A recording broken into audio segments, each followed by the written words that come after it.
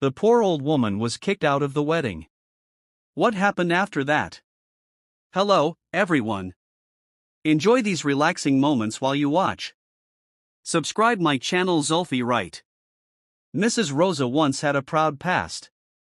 In her youth, she was a loyal housekeeper for Mr. Sebastian's family, the wealthiest and most powerful family in the village.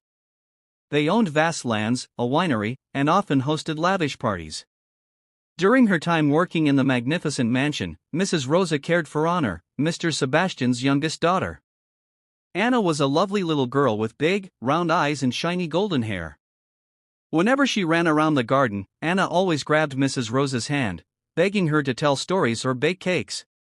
To Mrs. Rosa, Anna was like the granddaughter she never had. But everything changed when Mrs. Rosa decided to leave the Sebastian family to take care of her ailing husband. Mr. Michael, her husband, was a gentle farmer, but a life of hardship and illness took him away too soon. From then on, Mrs. Rosa fell into poverty. With no children or relatives by her side, she struggled alone, taking on various odd jobs to make ends meet. On particularly exhausting days, she would sit silently in front of her house, gazing toward the horizon, reminiscing about the beautiful years that had passed. "Mrs. Rosa, where are you going today?" A voice called out from behind, pulling Mrs. Rosa out of her thoughts. It was Carmen, a kind neighbor who often helped her. Carmen was a middle-aged woman with a round, kind face, often wearing a headscarf whenever she went out. "I'm just heading to the field to gather some dry firewood," Mrs. Rosa replied, her voice raspy with age. "Be careful.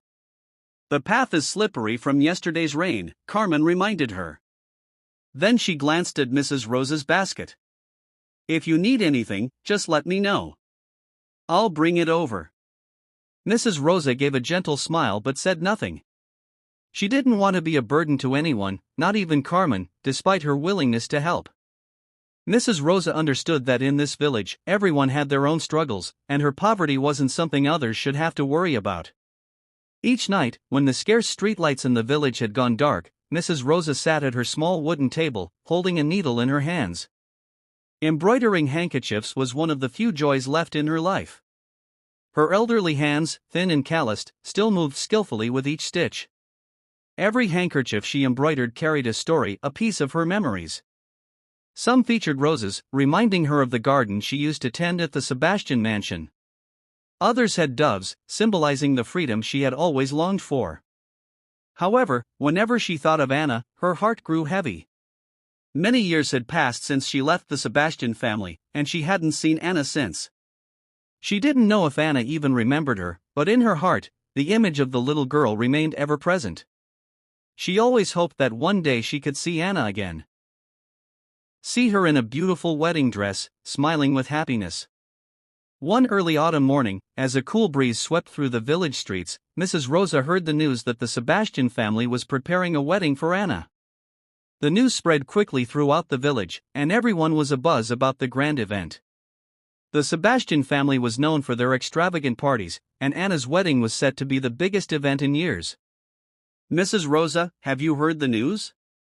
Anna's wedding is coming up," Carmen said as she stopped by Mrs. Rosa's house, carrying a basket of warm bread. "It's going to be quite the celebration. Are you planning to go?" "Of course. How could I not go?" Mrs. Rosa replied, her eyes lighting up with a rare spark of excitement. "Anna is the little girl I used to care for. I must go and congratulate her." Carmen smiled but couldn't hide her concern. "It's good that you're going, but make sure you're prepared. I've heard there will be many distinguished guests." Mrs. Rosa nodded, her heart filled with hope. That night, she stayed up late by the light of an oil lamp, carefully embroidering a special handkerchief as a gift for Anna. She wanted the handkerchief to be more than just a gift, it was a message of the love and care she had always held for Anna. The morning of the wedding arrived. The sky was clear, and sunlight gently filtered through the olive trees. The entire village of Olive Hill seemed to be buzzing with excitement, preparing for the Sebastian family's grand event. Anna's wedding was being held in the sprawling garden behind the mansion, a space that had once been so familiar to Mrs. Rosa during her time working there. Everywhere, people talked about Anna's wedding dress, the lavish menu, and the long list of distinguished guests arriving from major cities. Mrs. Rosa had finished preparing her special gift, a silk handkerchief intricately embroidered with an olive branch and the words "Forever Happiness" in shimmering golden thread. Though small, the gift carried all the affection Mrs. Rosa had for Anna. She had spent the entire night perfecting it, despite her fading eyesight and trembling hands making each stitch more difficult than ever. That morning, Mrs. Rosa chose the best dress she owned. Though it had faded over the years, it was a pale blue dress with a few spots that had become worn and frayed, which she had carefully mended. Standing in front of the mirror, she gazed at her reflection, her eyes glimmering with hope. "Today, I'll see Anna again. Just seeing her happy will be enough for me," she whispered. On the way to the mansion, Mrs. Rosa carefully wrapped the embroidered handkerchief in a clean cloth to keep it from getting dirty. Her steps were slow but filled with determination. The road leading to the Sebastian mansion was busier than usual. Luxury cars lined up, entering the grand gates, carrying elegantly dressed guests. Flowing gowns, finely tailored suits, and bursts of laughter filled the air. As she neared the gates, Mrs. Rosa paused to straighten her dress and gather her composure. She clutched the gift tightly as though letting it go would cause her courage to vanish. Just then, a tall security guard in a black uniform approached her. "What do you need here?" he asked in a deep, somewhat gruff voice. I came to congratulate Anna," Mrs. Rosa replied, trying to keep her voice steady. "I used to take care of her when she was a child." The guard looked her up and down, his eyes betraying suspicion. Her old, faded dress, worn-out shoes, and neatly tied silver hair made her stand out starkly amidst the opulence around her. "Are you on the guest list?" he asked coldly. Mrs. Rosa shook her head and held out the handkerchief, trying to explain. "I'm not a guest. I just want to give this gift to Anna. Please, just for a moment." The guard glanced at the gift inside, clearly unwilling to waste more time. "I can't let you in. This is a private event. Not just anyone can walk in. You should go home." "But I cared for her when she was little," Mrs. Rosa stammered, her voice trembling. At that moment, a female voice rang out from behind. "What's going on here?" It was Mrs. Louisa, Anna's mother. She appeared in a striking red evening gown, her face exuding the regal, commanding presence of a queen. The guard lowered his head respectfully. "Mrs. Louisa, this woman says she wants to attend the wedding, but she's not on the guest list." Mrs. Louisa cast a disdainful glance at Mrs. Rosa, her eyes filled with contempt. "Rosa, you dare come here? Look at yourself. Do you think you belong in a place like this?" Her voice was sharp, cutting into Rosa's aged heart like a blade. Mrs. Rosa swallowed hard, her lips trembling as she tried to find her voice. "Ma'am, I just wanted to congratulate Anna," she pleaded softly, her frail hands clutching the handkerchief. Mrs. Louisa's expression twisted in disgust. "Congratulate her? Looking like this?" She scoffed. "Do you have any idea what kind of people are here? Don't tarnish my family's image." She turned sharply to the guard. "Get rid of her. I don't want to see her here again." But this gift, Mrs. Rosa tried to hold out the handkerchief, tears welling up in her eyes. The guard, following Mrs. Louisa's orders, stepped forward and grabbed Mrs. Rosa's arm. In the struggle, the handkerchief fell to the ground, landing in the dusty dirt. Mrs. Rosa bent down to pick it up, her hands trembling. But the guard coldly pushed her further away from the gate. "Leave before I call for more security," he said sternly. Soft chuckles rose from a few nearby guests. A woman in a yellow gown whispered to her friend, "Who is she? She looks so pitiful." "Probably a beggar," her friend replied, her gaze filled with mockery. Clutching the dust-streaked handkerchief tightly, Mrs. Rosa felt as though her heart was being crushed. She turned and tried to walk away as quickly as possible, but each step felt unbearably heavy. Behind her, the soft music of the wedding ceremony played on, mingling with the luxurious laughter of the guests. Mrs. Rosa bent down to pick up the embroidered handkerchief, her hands trembling with shame and pain. The handkerchief, now covered in dust, had lost the pristine beauty of the delicate stitches she had painstakingly created. Her eyes brimmed with sorrow, and her heavy steps carried her away. Around her, the disdainful gazes of the guests lingered like sharp knives, cutting into her pride. "Look at that, she's still lingering here," a mocking voice rang out from a group of guests near the gate. A man in an elegant suit, holding a glass of wine, glanced at Mrs. Rosa with disdain. "It's strange how someone like that would think they belong at this wedding." The woman beside him, dressed in a deep purple gown, sneered. "Maybe she thinks Anna remembers her. But just look at her. Who would bother to notice? What a joke." Their words hit Mrs. Rosa like a punch to the heart. She lowered her head, not daring to meet the eyes around her. Her small, frail figure appeared lost amidst the opulence of the crowd, like a dried leaf in a vibrant garden. She clutched the handkerchief tightly, silently telling herself that she needed to leave as quickly as possible. "Mrs. Rosa? Is that you?" A soft voice spoke from behind. Mrs. Rosa turned and saw a young woman dressed in a server's uniform standing there. It was Sophia, one of the staff working at the wedding. Sophia looked at Mrs. Rosa with concern, then gently pulled her to a secluded corner, away from the judgmental stares. "Are you okay, Mrs. Rosa?" Sophia asked, her voice full of genuine care. "I saw what happened. It wasn't right." "Thank you, Sophia," Mrs. Rosa replied, her voice choked with emotion. "But it's fine. I'm just an old woman. No one pays attention to me anymore." Sophia bit her lip, clearly upset by what she had witnessed. "You've done so much for this family. Everyone knows that. I don't understand how they can treat you like this." Mrs. Rosa shook her head gently, forcing a faint smile. "Don't worry about me, dear. It's all in the past. Everyone has to move on with their lives." Sophia wanted to say more, but seeing the sadness etched on Mrs. Rosa's face, she knew that any words of comfort would feel meaningless. Silently, Sophia reached out to help straighten the handkerchief before bowing her head and returning to her duties. Mrs. Rosa left the wedding grounds, passing through the grand iron gates of the Sebastian mansion.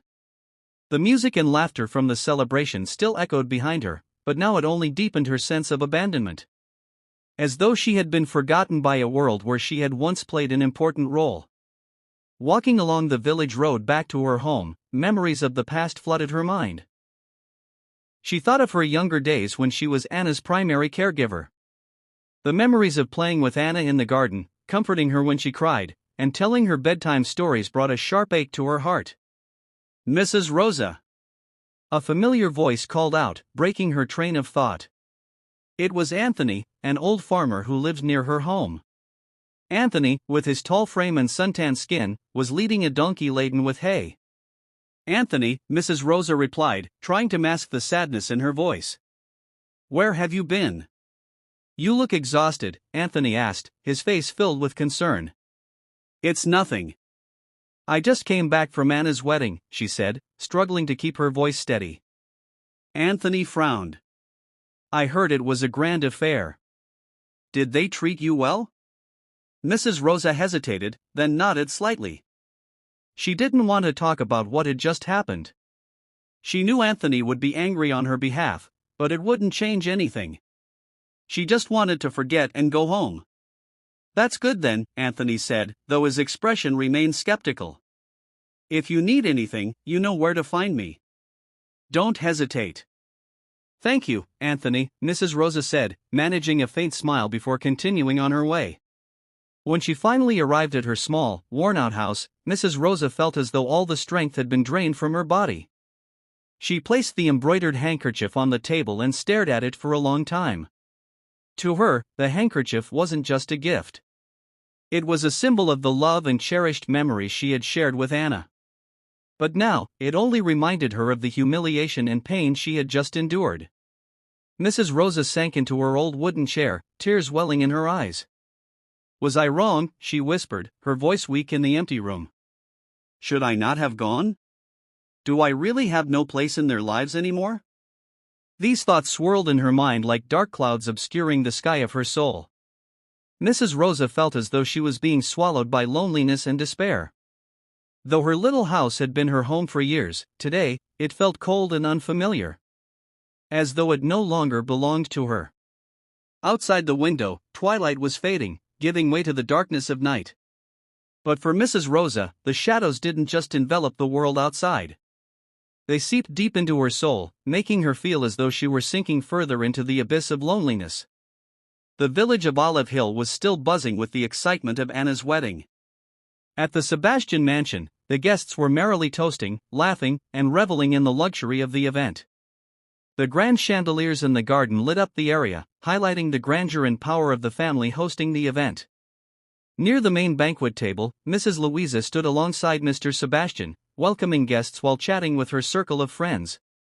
Her face radiated with pride, her smile charming yet tinged with the unmistakable air of arrogance she often carried. Mrs.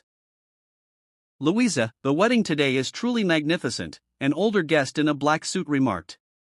I must admit, your family always knows how to host unforgettable events. You flatter me, Mrs. Louisa replied, gently raising her glass of wine. I just wanted Anna to have a very special day. After all, she is my only daughter. Anna is so lucky to have a mother like you, added a woman in a stunning red dress standing nearby. Seeing how beautifully you prepared for this wedding, I'm truly impressed. Mrs. Louisa's smile grew even brighter at the praise. However, as one of the servers passed by, he glanced briefly at her and whispered to his colleague, if only they knew she just threw an elderly woman out of the gate. Would they still be complimenting her? His colleague hesitated before replying, I think it's best we don't talk about it. The Sebastian family isn't to be trifled with. Say the wrong thing, and you're out of a job. The first server frowned but eventually shook his head in silence. No one dared to speak up, even though they had all witnessed the injustice done to Mrs. Rosa. At another table, Anna sat beside her new husband, Alexander. She wore a pristine white wedding gown, her golden hair elegantly styled into an updo adorned with delicate little flowers. Her eyes sparkled with happiness as she gazed at Alexander, a tall man with a kind face and warm, gentle eyes. Anna, what are you thinking about? Alexander asked softly, his deep voice filled with tenderness. I'm just thinking about our future, Anna replied, a soft smile on her lips. I'm so happy to have you by my side. Alexander took her hand, giving it a gentle squeeze as if to reaffirm his presence. Me too. We'll build a beautiful, happy family together.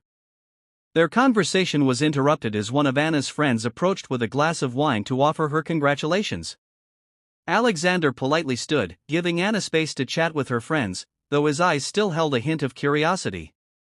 He had no idea that only a few hours earlier, something heartbreaking had occurred just outside the mansion gates. Meanwhile, in a secluded corner near the kitchen, Sophia, the server who had helped Mrs. Rosa, sat quietly on a wooden bench.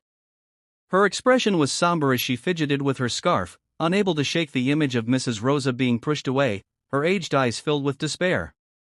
What are you doing here, Sophia? A voice suddenly asked from behind. It was Matthew, a young man who also worked as a server at the event. Nothing, Sophia replied with a sigh. I was just thinking about Mrs. Rosa.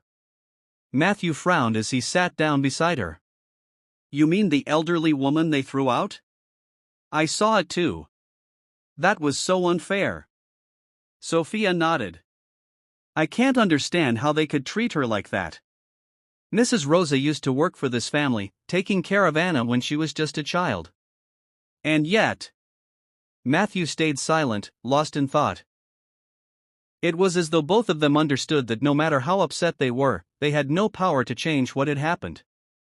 At the small house on the edge of the village, Mrs. Rosa sat quietly in the corner. The embroidered handkerchief rested on the table before her. Every time she looked at it, she was reminded of Mrs. Louisa's disdainful glare, the mocking laughter of the guests, and the cold indifference of the security guard. It all felt like deep cuts into her weary heart. I shouldn't have gone, she whispered, her voice trembling with anguish. I should have known better. Tears silently rolled down her cheeks, dripping onto the handkerchief. What had once been a symbol of love and hope for Anna now felt like nothing more than a painful reminder of the humiliation and shame she had endured. Outside the window, night had fallen. The village of Olive Hill was now enveloped in stillness, with only the sound of the wind rustling through the olive trees and the faint chirping of crickets breaking the silence. But for Mrs. Rosa, this quietness only deepened the loneliness weighing on her heart. Somewhere in the small village, there were still people who remembered Mrs. Rosa with love and respect. But at this moment, she felt as though the entire world had turned its back on her, leaving her alone in the vast, unrelenting emptiness of despair. At the Sebastian mansion, Anna's wedding celebration continued in full swing. Guests in luxurious attire raised their glasses, toasting and chatting joyfully. They enjoyed exquisite dishes and sipped expensive wines from the Sebastian family's private cellar, without a care or thought for the elderly woman who had been thrown out of the party earlier. To them, Mrs. Rosa's brief appearance was nothing more than a faint, forgettable blemish in the grandeur of the lavish event. At the main banquet table, Mr. Sebastian stood with a group of wealthy businessmen, discussing future investment projects. His eyes gleamed with pride as he spoke about his daughter Anna, who had just entered a marriage promising power and prestige. "Sebastian, you're truly fortunate to have such an exceptional daughter like Anna," said a middle-aged man with graying hair, his tone full of admiration. "She's not only beautiful but also very intelligent. I'm sure your new in-laws won't disappoint you." "Thank you," Sebastian replied, his face glowing with a proud smile. "Anna is my greatest pride. I've always wanted to ensure she has the very best in life." Meanwhile, Mrs. Louisa, with her ever-present air of arrogance, was chatting with her close friends. Though she smiled and conversed animatedly, her sharp gaze exuded an unmistakable sense of control and authority. For Mrs. Louisa, the flawless image of today's event was everything. Every detail, from the decor to the guest list, had to be perfectly arranged to uphold the reputation of the Sebastian family. In another corner, however, the servers at the event whispered among themselves about what had happened earlier. Sophia, the young server, couldn't shake the image of Mrs. Rosa's pained expression as she was turned away from the party. Despite trying to focus on her tasks, her heart remained heavy. "Don't you think it was unfair?" Sophia quietly asked Matthew as the two arranged trays of wine. Mrs. Rosa was a loyal housekeeper for this family. The way they treated her was just wrong. Matthew sighed, lowering his voice. "I think so too. But what can we do? This is the Sebastian family. They're the most powerful people in the village. Imagine what would happen if you spoke up. Do you think you'd still have this job tomorrow?" Sophia bit her lip and didn't reply. She knew Matthew was right. In this village, the Sebastian family was like an unmovable mountain. No one dared to oppose them. Yet, the image of Mrs. Rosa quietly picking up her handkerchief and leaving the gate haunted her. Meanwhile, in the small house at the edge of the village, Mrs. Rosa sat quietly by her old wooden table. The dim room was lit only by the faint glow of an oil lamp. The embroidered handkerchief now lay before her, stained with dust but still bearing the intricate stitches she had spent all night creating. Yet now, each glance at it brought a sharp pang of pain to her heart. She gently touched the handkerchief, her soft voice breaking the silence as though speaking to herself. "Anna, do you still remember me? I used to think that no matter what, you would remember the one who cared for you as a child. But today, maybe I was wrong." Tears silently rolled down her wrinkled cheeks. Mrs. Rosa felt forgotten. Abandoned by the world where she had once devoted her youth. Memories of her days at the Sebastian mansion flooded back, carrying both joy and sorrow.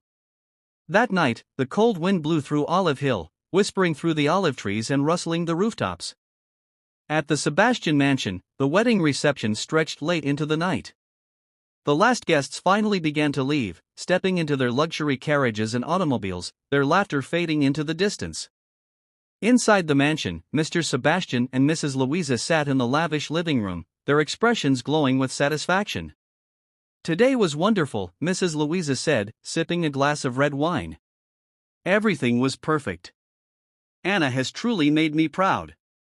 "Indeed," Mr. Sebastian agreed, nodding. "There's no event in this village that could rival our daughter's wedding." Yet amidst their words of pride, no one mentioned what had happened with Mrs. Rosa. To them, the incident was trivial, unworthy of attention. In Mrs. Louisa's eyes, Mrs. Rosa was nothing more than a former servant.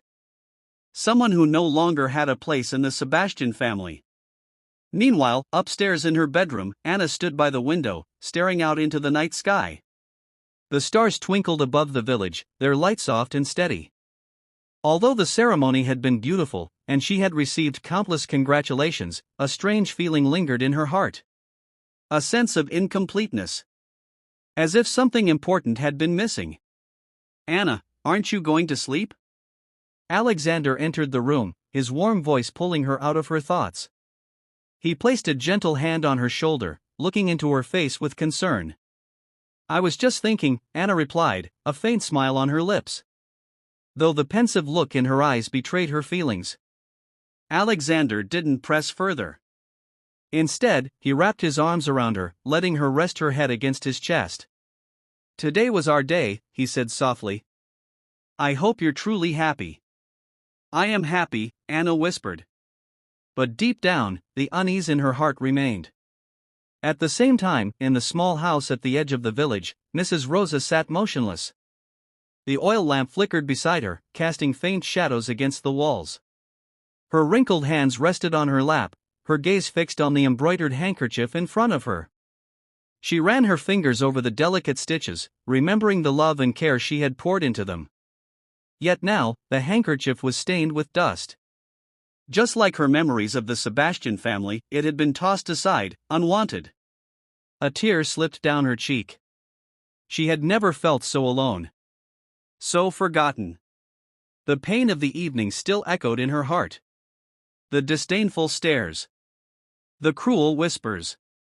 The way Mrs. Louisa had looked at her like she was nothing. She had spent her entire youth serving that family. And yet, in the moment she wanted nothing more than to wish Anna happiness, she had been discarded like a stranger. Or worse, like she was something shameful. A sudden knock on the door pulled Mrs. Rosa from her sorrowful thoughts. She blinked in surprise, wiping at her tears as she slowly stood. Who could be visiting her at this hour? With hesitant steps, she moved toward the door and pulled it open. Standing outside, his face filled with concern, was Anthony. The kind-hearted farmer had a wool coat draped over his shoulders, his breath visible in the cool night air.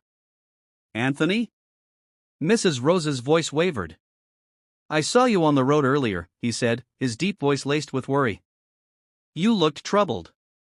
I just wanted to check on you." Mrs. Rosa's hands trembled. For a moment, she didn't know what to say. Then, she forced a weak smile. "That's very kind of you, Anthony, but I'm fine." Anthony stepped inside, his eyes scanning the dimly lit room. His gaze landed on the handkerchief on the table, and he instantly understood. "You don't have to pretend," he said softly. Mrs. Rosa lowered her head. For a moment, silence filled the space between them. Then, Anthony spoke again, his voice gentle but firm. "I heard what happened at the wedding." Mrs. Rosa stiffened. Her hands clenched the fabric of her dress. She had hoped no one else had seen. That no one else had witnessed the humiliation she had endured. Anthony sighed, shaking his head. "You didn't deserve that, Rosa." She swallowed hard, trying to keep her emotions in check. "I was foolish to think I still mattered to them," she whispered. Anthony frowned. "That's not true. Just because some people fail to see your worth doesn't mean you don't have any." Mrs. Rosa let out a shaky breath. "Anthony," she murmured, her voice breaking. Anthony reached out, resting a warm hand on her shoulder. "You're not alone," he assured her. "If you ever need anything, you know where to find me." Mrs. Rosa gave a small nod, though her heart still ached. She appreciated Anthony's kindness. But it didn't change the pain she carried. It didn't change the fact that the people she had once loved had turned their backs on her. The next morning, as the sun rose over the village, Anna sat in the grand living room of the Sebastian mansion, sipping a cup of tea. The golden morning light streamed through the windows, casting long shadows on the marble floor. She should have felt content.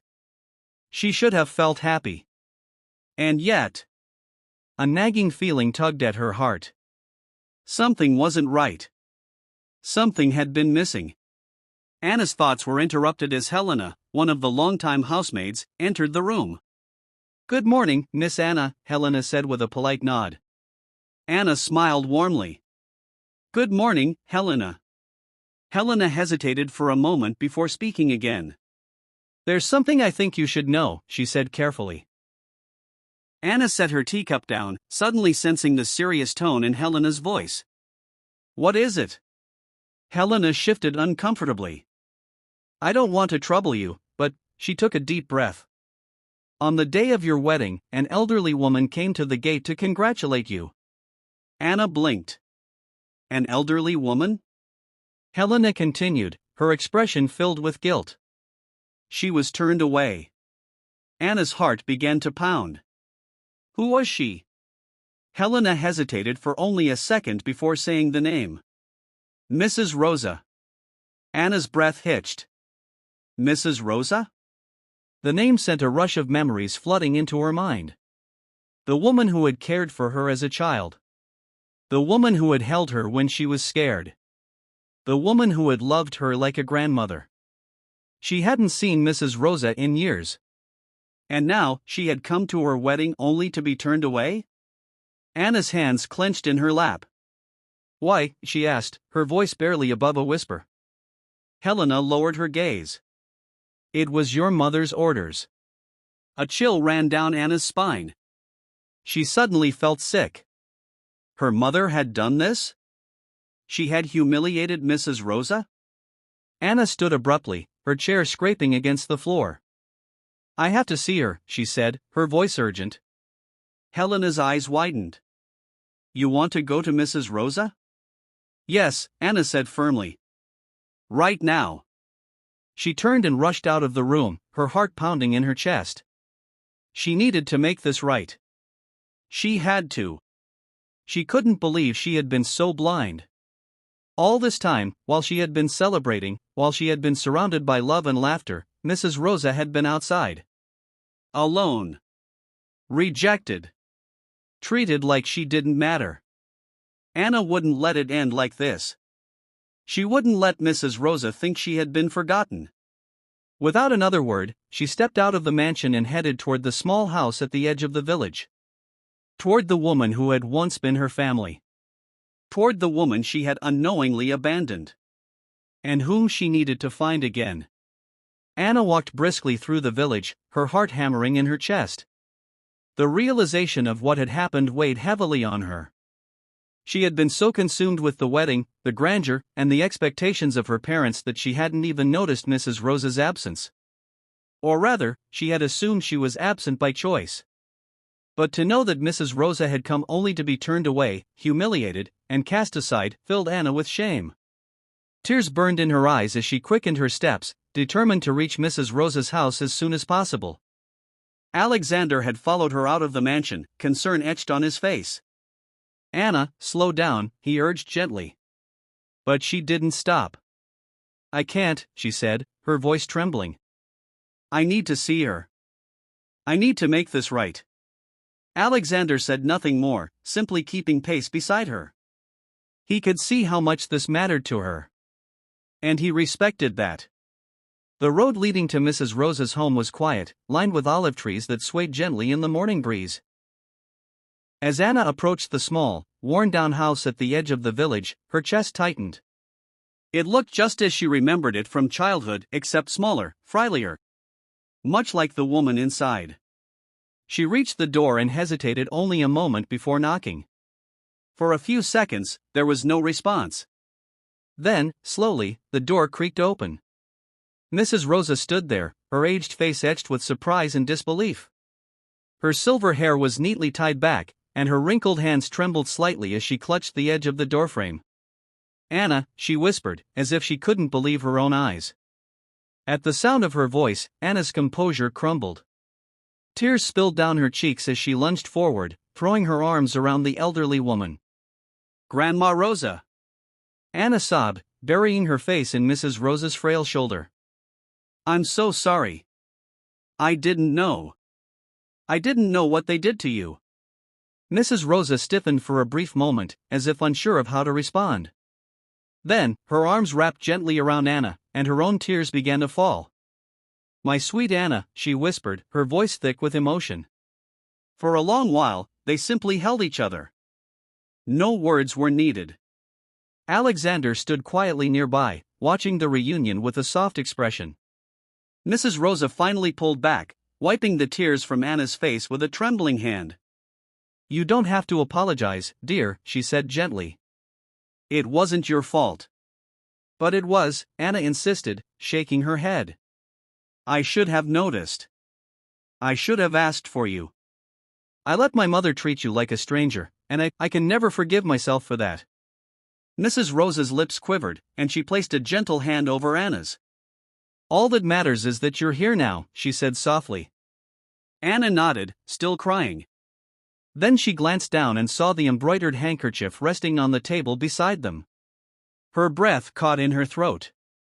This was the gift you made for me, she asked, reaching out to touch it. Mrs. Rosa hesitated, then nodded. I spent the night before the wedding working on it, she admitted. I wanted to give you something special.